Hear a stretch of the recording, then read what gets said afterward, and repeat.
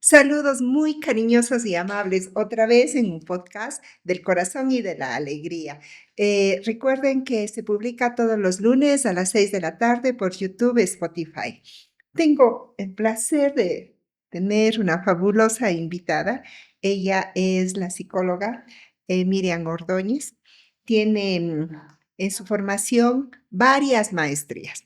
Abuso sexual en infancia, psicoterapia del niño y la familia, y tiene un PhD, un doctorado en violencia escolar. Ha sido directora de la carrera, coordinadora de investigación y subdecana de la Facultad de Psicología, entre otros cargos. Ahora queremos explorar en un tema diferente, pero que tiene que ver en general con la violencia que se presenta en el medio y que afecta a las personas con discapacidad. Y hoy queremos darles un sabor diferente a las entrevistas porque queremos hablar del bullying, ¿no? Del bullying cibernético. Así es. Por favor, Miriam, cuéntenos un poco qué es y por qué está en esto. Muchas gracias, estimada Lourdes. El bullying y el cyberbullying son formas de violencia escolar.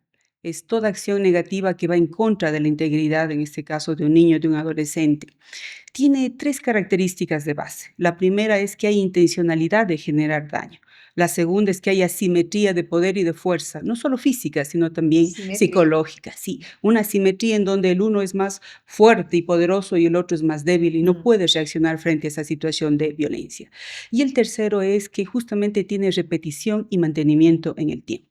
Antes se consideraba que si un niño era victimizado 3 veces a la semana, ya se consideraba una situación de acoso escolar o bullying. El término técnico es acoso escolar. Bullying es más de un uso común. Bullying viene de toro, que significa matón.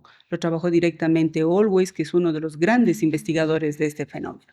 Entonces, para que un acto de violencia se diferencie de un acto de acoso escolar, una de las grandes diferencias es la repetición y mantenimiento en el tiempo. La violencia puede ser un solo acto, una sola vez, en tanto que el acoso escolar tiene que repetirse. Como le mencionaba previamente, antes se consideraba que si era victimizado un niño 3 veces a la semana, era una cuestión ya de acoso, pero ahora, debido a la gravedad de las consecuencias de este fenómeno psicosocial, se considera que si un niño viene victimizado una vez al mes o una vez cada 2 meses, ya es una víctima de acoso escolar. Ahora, ¿por qué estoy en esta investigación? La verdad es que a mí me atrajo una gran colega, Blanche Shepard. Ella, sí, me acuerdo de ella, claro. Sí, Blanche justamente trabajaba dentro de la psicología clínica y ella alguna vez había tenido un paciente con ideación suicida y había sido producto de esta situación de acoso escolar. A ella le interesa estudiar este fenómeno. Yo había terminado mi máster en Milano, Italia, y regresé y ella me propone, dice: Miriam, tú tienes justamente investigaciones en la línea de abuso, me gustaría que me acompañes en esto de violencia. Entonces son estas perspectivas más bien desde un punto de vista del paciente, desde la profesión. Qué lindo, Miriam. Usted había definido 3 cosas en el bullying o acoso escolar: la intencionalidad, la asimetría de poder y la repetición. ¿Puede comentarnos un poco sobre la intencionalidad? O sea, ¿por qué la intencionalidad? ¿Cómo se expresa? ¿Cómo juega en el cerebro de quien acosa? Por supuesto. Tal vez para hablar un poquito más de la intencionalidad deberíamos ver a sus 3 actores, el triángulo del bullying. El uno es el agresor, el otro es la víctima y los otros son los observadores. Hay la tipología del observador que apoya al agresor, el observador que apoya a la víctima y el observador neutro. En el caso de los niños, de los adolescentes que generan conductas de agresión, se dice fundamentalmente que tienen esta intención de generar daño, tienen esta intención de lastimar al otro. ¿Por qué? Las causas son múltiples. Una de ellas se considera que aquel niño que presenta conductas de agresión es carente de empatía. Visualiza al otro también como que no es su igual, no es su par. Es decir, considera que el otro tiene características diversas a él que lo disminuyen, que lo hacen diferente. Y al considerar que no es un par, que no forma parte de su grupo, pues justamente se generan todo este tipo de conductas de transgresión. Entonces, uno es la falta de empatía con el otro que tiene características diversas. Otro elemento muy importante es la falta de norma. La norma es un elemento muy importante porque si no hay norma hay conductas de transgresión. Entonces, aquel niño justamente carente de normas, por lo tanto, carente de límites, porque una cosa es Por nuestra eso es libertad. importante poner límites con los Claro, es niños. muy importante no solo trabajar dentro del ámbito familiar con normas, reglas y límites, sino también dentro del ambiente escolar. Se considera que al menos en el ambiente escolar tiene que haber 4 normas muy bien definidas en cuanto a la interacción. Entonces, el niño que presenta conductas de agresión es un niño carente de límites, carente de normas y de ahí justamente estas situaciones de transgresión. Hay una cosa que se consideraba siempre, que la víctima posiblemente procedía de ambientes violentos y que el agresor seguramente procedía de ambientes violentos. En el 2008 hizo la primera investigación Blanche y visualizó que más del 70% de niños provenían de familias funcionales. Ojo que no hablamos de familias nucleares, una No, monoparental puede ser puede muy ser funcional, funcional, claro. etcétera, sino de familias funcionales. ¿Qué había en esas familias funcionales desde el criterio de los niños? Había diálogo, había recreación, había acompañamiento, o sea, todo lo que nosotros consideramos correctos. Pero, ¿qué sucede con estos niños? Son carentes de estrategias para afrontar situaciones de violencia. De tal manera que cuando van a la escuela es un contexto de violencia porque hay muchos sujetos con diferentes interacciones.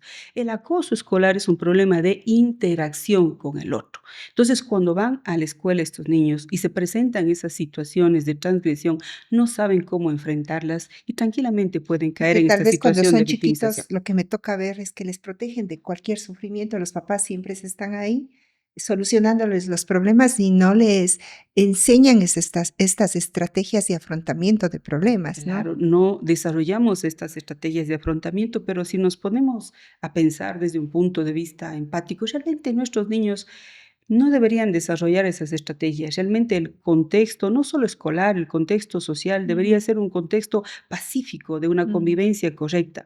Entonces puede ser que nuestros hijos que han vivido en ambientes sanos, tranquilos, cuando van a ambientes conflictivos, no saben cómo defenderse. Además, Mm. si son niños sensibles, son adolescentes sensibles, el nivel de afectación todavía es mucho mayor.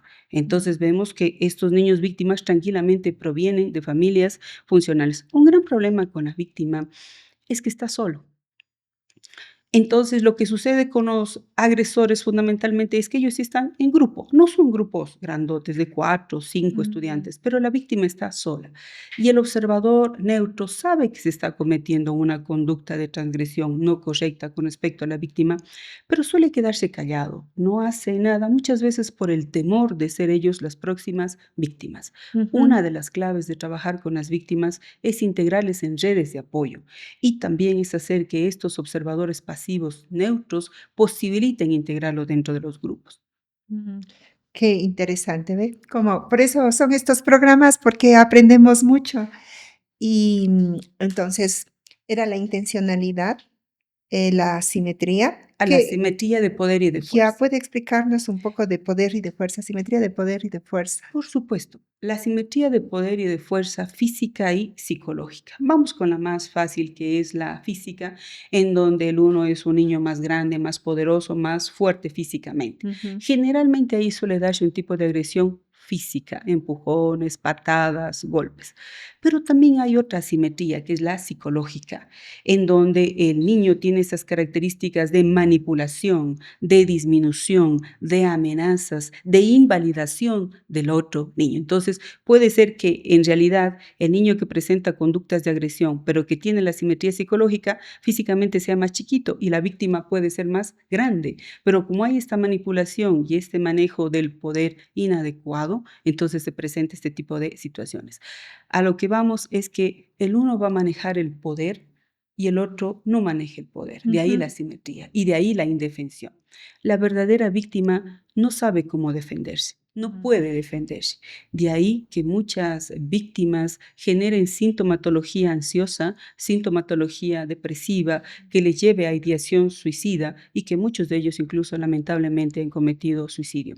En Estados Unidos, por ejemplo, un niño de 12 años, por estas situaciones de acoso escolar repetido, se suicidó con los cordoncitos de sus zapatos. O sea, son situaciones Mm, sumamente complejas. En Ecuador, lamentablemente, este fenómeno cada vez se va incrementando. ujú. En el 2022 fue la última investigación que hice yo de acoso escolar y estábamos en un 42,8% de víctimas de ¿Sí? acoso directo. ¿En dónde Exacto. hizo el estudio, Miriam? La última vez nosotros lo hicimos con más de 600 estudiantes de 3 instituciones educativas Mm. del Cantón Cuenca, Un Azuay. importante número de Sí, estudiantes, ¿no? Y fue más del 40%, dijo. fue más del 42%. Y 42%. también se ha ido incrementando toda la situación del cyberbullying. Antes nuestros niños no tenían tanto acceso a la tecnología. Post pandemia tienen mucho más acceso a la tecnología. Estaba hablando yo el día de hoy con una señorita tesista mía y ella me comentaba cómo una compañera de ella había recibido una serie de amenazas, una serie de improperios, una serie de injurias a través de las redes y esta niña justamente, o esta adolescente, terminó suicidándose. Entonces, también a través de estos medios digitales se generan conductas de agresión. Yo creo que uno de los elementos claves, estimada Lourdes, está en la empatía, está en los límites, está en el respeto que debemos tenernos los Ujú. unos a los otros y en la coherencia también, sobre todo de quienes investigamos este tema tan susceptible. Ser coherentes en nuestro pensar y en nuestro actuar creo que es uno de los elementos claves. ¿Y por qué el tercer elemento del bullying o acoso escolar es la repetición? ¿Qué hace que se produzca repeticiones? La intencionalidad de generar daño. Cuando realmente hay una intencionalidad de generar daño, se va acrecentando cada vez más estas conductas de violencia. No es que paran. Muchas veces dicen que el acoso escolar ha parado. No es así. Cuando los niños son pequeñitos, el tipo de acoso es físico directo, Ujú, empujones, mordiscos cuando son muy chiquititos. Pero conforme nosotros vamos creciendo, nuestro tipo de pensamiento se va modificando. Pasamos de un tipo de pensamiento operacional a un tipo de pensamiento lógico. Entonces, tal vez ya no se hace uso tanto de esa violencia física directa que se puede evidenciar, sino más bien son manifestaciones verbales, apodos, insultos. Ojo que nosotros en nuestro contexto normalizamos mucho el apodo, pero el apodo va a una característica del sujeto y muchas veces puede ser denostativa. Nosotros debemos tratar del nombre a la persona, el nombre va a la integralidad del sujeto. ujú, Entonces, esta intencionalidad hace que se vaya repitiendo y hace que las manifestaciones también vayan evolucionando de físicas a verbales. Por ejemplo, los adolescentes manejan mucho lo verbal y cuando somos ya adultos, el relacional, el dejar de lado al otro, el excluirlo, el disminuirlo, el aislarlo, el difamarlo, son elementos relacionales, de hecho sumamente complejos y todos totalmente negativos. En el caso del físico, influye mucho la falta de autorregulación emocional también cuando son pequeñitos.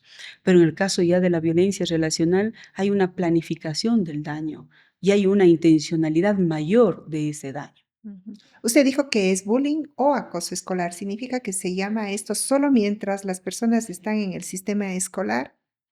O cualquier institución, por ejemplo, si están en un taller de inglés o si están en un taller, también se puede llamar a También eso. en todo contexto en donde se genera aprendizaje, se genera educación.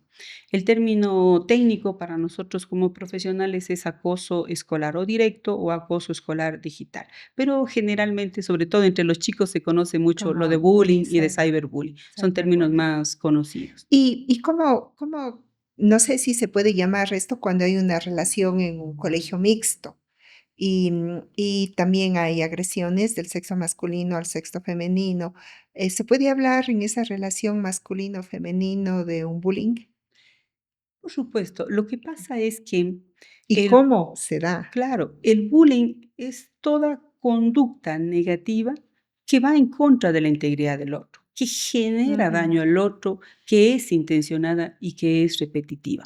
Y esto se da entre pares, ¿Qué quiere decir? Sujetos que tienen características similares, edades similares. En una institución mixta, tranquilamente pueden manifestarse acciones negativas de un niño contra una niña, como de una niña contra un niño, como de un niño contra otro niño o de una niña contra otra niña. Es decir, generalmente es así. Antes se consideraba que las manifestaciones físicas eran más inherentes a los niños, Ujú. mientras que las manifestaciones relacionales y verbales eran más inherentes a las niñas. Pero en los últimos estudios que estábamos realizando, aplicables y generalizables solo a nuestro grupo de estudio, obviamente, se visualizaba que las niñas entre ellas también hacían uso de manifestaciones físicas, ¿sí? Empujones, salones Ujú. de cabello, y los chicos también de O con la manifestaciones ropa o verbales. con el celular, tú no tienes esto, yo sí tengo. Claro, hay el acoso físico directo y hay el acoso físico indirecto. En el acoso físico indirecto, por ejemplo, es lo típico que les cogen las gorras, les botan por encima, les rayan los cuadernos, suelen incluso rayarles las chompas, los bracitos. Ujú. También son indicadores importantes que los padres de familia deberíamos visualizar. Si pierde siempre sus cosas, si vienen los cuadernos rayados, si vemos que las casacas de nuestros hijos vienen rayadas o vienen cortadas, si vemos que, por ejemplo, se evidencia como que repetidas veces siempre está sucio el uniforme por caídas, etcétera, son indicadores interesantes. Pero en realidad lo que podemos decir es que tanto de niños hacia niñas como entre niños y entre niñas se dan una serie de manifestaciones diversas. Tengo ahí curiosidad porque se pasa cuando son más pequeños es la parte física y luego se expresa más la parte psicológica. En la forma como se enamoran podría ser convertido en un bullying o acoso escolar o debería ser como relación machista, feminista o cosas así. No, obviamente que en todo tipo de violencia hay una conducta denostativa, pero esto de lo que es bullying, cyberbullying, puede tener una connotación de género, como no, por supuesto, pero sobre todo lo que tiene son connotaciones de considerar al otro como diferente y de considerarlo al otro como menos. Si algo Ya. pudiéramos integrar dentro de esto, lo dice la doctora Karina Kaplan, son estereotipos sociales. Ujú, Es considerar que el otro no pertenece a mi grupo, no es inherente a mi grupo, no tiene las características de mi grupo, ¿ya? ujú. Desde eso podríamos decir que puede ser víctima una persona que no piensa igual que aquel niño que tiene conductas de agresión o no se ve igual que aquel niño que tiene conductas de agresión. Pero recordemos, obviamente, que aquel niño que presenta conductas de agresión es carente de empatía, carente de norma, carente de límites. Ujú. Y cuando hablamos de repeticiones, también yo pienso que se está relacionado con la institución donde se ocurre el bullying. Considero que si es que hay un sistema escolar que no le soporta, que no cuida, que no está atento, permite y la prevalencia, la frecuencia de bullying es más alto. Sí. ¿Qué encontró en sus investigaciones, Miriam? Un primer elemento es que el acoso escolar, bullying y cyberbullying es un reflejo de un dolor social. Se incrementa la violencia allá afuera, se incrementa la violencia dentro del contexto escolar. Otra cosa interesante no es que los docentes, los directivos no quieran intervenir, porque quieren hacerlo. Yo cuando he hablado con ellos realmente tienen toda la intencionalidad de hacerlo, pero no tienen las estrategias, ni los conocimientos, ni los medios necesarios como para poder generar intervenciones. Incluso nosotros como psicólogos debemos ser especialistas para trabajar bullying y cyberbullying. ¿Por qué? Ujú. Porque el bullying no solo se trabaja a nivel de la víctima, se trabaja con la víctima, se trabaja con el niño que presenta conductas de agresión, se Con los trabaja con los observadores observadores. Es pasivos. decir, exacto, si tengo en el paralelo A una situación de conductas de agresión, tengo que trabajar con absolutamente todo el paralelo. Son una serie de técnicas, pero aparte de trabajar con los niños, tengo que trabajar con todos los padres de familia, tengo que trabajar con los cuidadores, tengo que trabajar con los directores, tengo que evidenciar cuáles son los espacios calientes también en donde se están presentando este tipo de situaciones. Baños, patios, incluso en la misma aula, cuando no está presente el profesor o cuando está distraído el profesor. Entonces yo creo que acá el gran problema directamente es que no se ha generado todos estos procesos de capacitación para que pueda haber situaciones de prevención y de intervención directa. Y entender también que la violencia escolar, el acoso escolar, no depende de la institución en sí mismo, sino que en todas las instituciones habrá este tipo de fenómenos, porque mientras haya seres humanos, habrá diferencias interaccionales. Y el bullying es justamente eso, son problemas de interacción con el otro, con los otros. Qué interesante. Es muy importante. Como usted es profesora de la Universidad de Cuenca, ¿cuáles son los consejos del alma? Yo a mis estudiantes de medicina les digo, guarden por favor esto, ¿no? Les digo que estiren la mano y les voy a dar un regalo. Entonces, el regalo es una fantasía y les digo, amen, amen con pasión su carrera y ofrezcan esa pasión a los pacientes y les hago cerrar las manos y después digo, soplen porque eso se va para todos los demás. Con eso, ¿qué es el consejo que usted daría a sus estudiantes para tratar este tema del bullying cibernético o el bullying y el cyber? Sí, muy bien. A mí en esta semana he estado reflexionando mucho sobre esas situaciones, al ver una serie de situaciones justamente que a veces se presentan en nuestro diario vivir. Yo creo que yo les daría dos palabras claves. El uno es la empatía con el otro y el otro es validar al otro, porque al validar al otro me estoy validando yo mismo. El otro no tiene que pensar como yo, no tiene que verse como yo, no tiene que interaccionar como yo, pero el otro es tan valioso como yo, de tal manera que al hacer daño al otro me estoy haciendo un daño a mí mismo. Validen al otro, respeten al otro. Nuestra libertad de expresión termina cuando la convertimos en una conducta de agresión. Yo creo que esos dos elementos son claves. Generemos empatía en nuestros hijos y generemos los procesos de validación al otro y de autovalidación y un empoderamiento positivo, no un empoderamiento de creer que somos más que los otros. Básicamente les dejaría ese Qué pensamiento lindo, me parece lindísimo. Empatía y validación. y validación. Reconocer que estamos en una sociedad donde la gente piensa diferente, ¿no? Así Y es. puede tener la opción de elegir vivir, de vivir como quiere y nosotros tenemos que ver al otro desde su propia perspectiva, hablar con cariño, entenderle y crear relaciones simétricas donde tengamos diferencias, tal vez podamos conversar, discutir, pero llegar a la empatía, reconocer al otro, querer al otro, ¿no? Exacto. Ex- Las diferencias son normales, pero la clave es respetar esas diferencias, validar esas diferencias. Yo no tengo que pensar igual que el otro para validar al otro. Por el simple hecho de ser seres humanos, seamos niños, adolescentes, adultos, merecemos respeto y respetamos a los otros en la medida en que nos respetamos a nosotros mismos. Qué lindo, Miriam, ¿ve? Como he aprendido hoy mucho de usted. No sé si nos quiere comentar en poquitos minutos algunos resultados de su investigación que no los ha dicho. Con mucho gusto.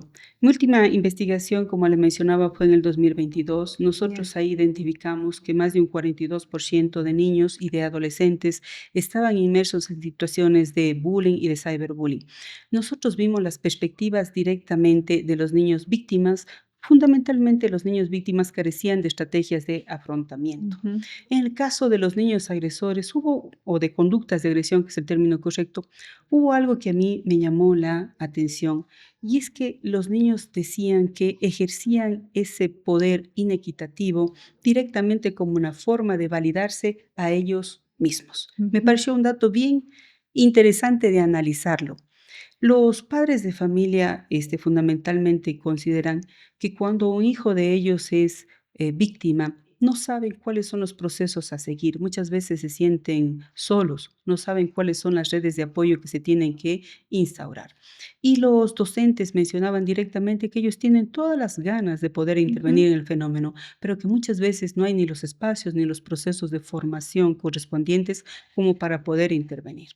Nosotros concluimos que todos estos actores, niños, adolescentes, padres de familia, docentes, tienen una visión incluyente, en donde visualizan que el acoso escolar, ya sea directo o el cyberbullying, genera graves laceraciones y graves consecuencias, no solo en los niños víctimas, sino también en los niños con conductas de agresión y también en los observadores. Entonces creo que es un fenómeno que se lo tiene que seguir estudiando para generar líneas bases, para poder generar procesos de prevención e intervención, pero contextualizados. Cada escuela tiene su propio contexto, tiene su propia dinámica y en función de ese contexto y esa dinámica tiene que ser el plan de intervención. Muchísimas gracias, Miriam. Nos deja una gran lección de lo que tenemos que hacer y también cómo tenemos que formar, cómo tenemos que hacer empatía, cómo tenemos que validar, cómo tenemos que apoyarnos uno al otro. Finalmente, unas palabras de cierre, Miriam. Bueno, agradecerle a usted, Lourdes, la cortesía por hablar justamente de esta problemática psicosocial. Y mi último elemento de cierre sería es que seamos humanos. Y la humanidad justamente se caracteriza por esa empatía y por esa visualización del otro como mi igual, con igualdad de derechos. Básicamente sería eso. Muchísimas gracias. Estuvo con nosotros Miriam Ordóñez, la llamo así con mucho cariño. Y gracias, Miriam, por estar aquí. A usted, estimada Lourdes. Gracias.